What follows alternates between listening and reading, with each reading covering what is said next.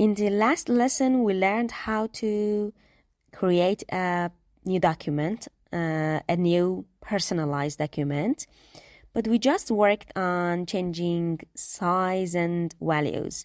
But we need to work on other variables, just like resolution. And in this lesson, we speak more about resolution.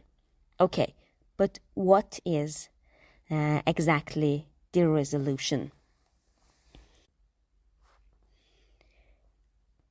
It is good to know that the number of pixels in an image determine the image's resolution. You know, the resolution is measured by the number of pixels that exist across at 1 inch horizontal line in your image, which means if you have, for example, 72 pixels across 1 horizontal inch, the resolution for that image is 72 ppi, which means pixel per inch. Okay, now we know what is resolution, but which resolution is better for our image? This is the question. You need to know it when you are creating a new personalized document, because when you are opening a new document, you need to select a proper resolution for your image.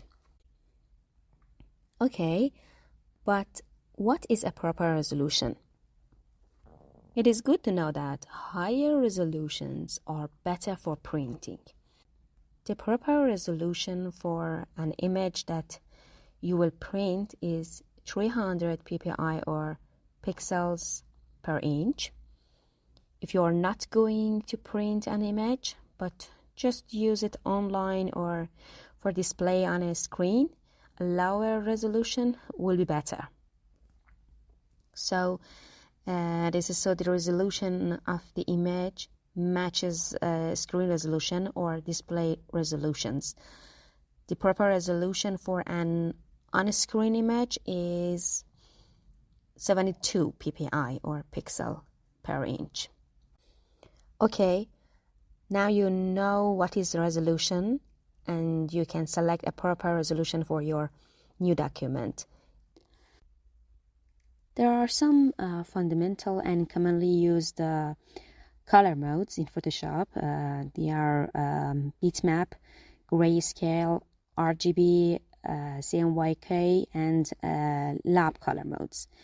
Each of these color modes play a very important role in how you perceive and work with colors in your designs. In this lesson, we will provide a simple explanation of this basic color modes in Photoshop.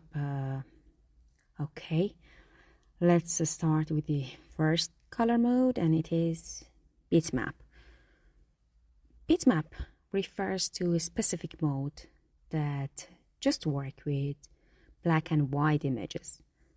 This mode is considered as a true black and white mode and just utilize black and white pixels. So in some of the project you can use it. The next and one of the most useful color modes that we cover is RGB. RGB, which stands for red, green, and blue, is a color mode based on the principle of color emission that, by combining these three primary colors, a wide range of colors can be produced. The RGB color mode is primarily used in display devices such as screens and does not exist in printed materials. It is the most widely applied color system, and it's being the most commonly used color in the everyday life and design, In the RGB color mode, the color values range from 0 to 255. So when the RGB values are equal, it creates shades of gray, known as grayscale. I can show you in this picture that what I mean. You can see here the equal values and the different shade of gray here. But notice that if you select grayscale color mode instead of RGB, it doesn't reproduce colors at all. It can reproduce black, white, and all the shades of gray in between, and nothing more. Unlike the RGB color mode, which can reproduce millions and even billions of colors. But sometimes we need to work with just gray shades, and grayscale color mode would be the best selection for us. Okay, let's talk about the CMYK color mode. The CMYK color mode is based on the principle of color reflection and involves the mixing of three primary colors to create four colors. C for cyan, M for magenta, Y for yellow, and K for black.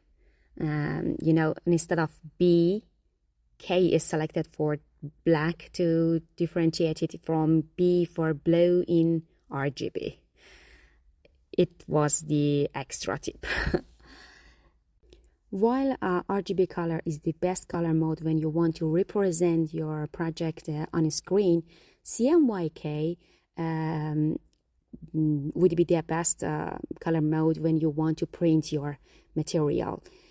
So when your design needs to be printed or you want to present it in a printed format, it's important to convert color modes such as RGB, which has a wider color range than CMYK, to the CMYK color modes.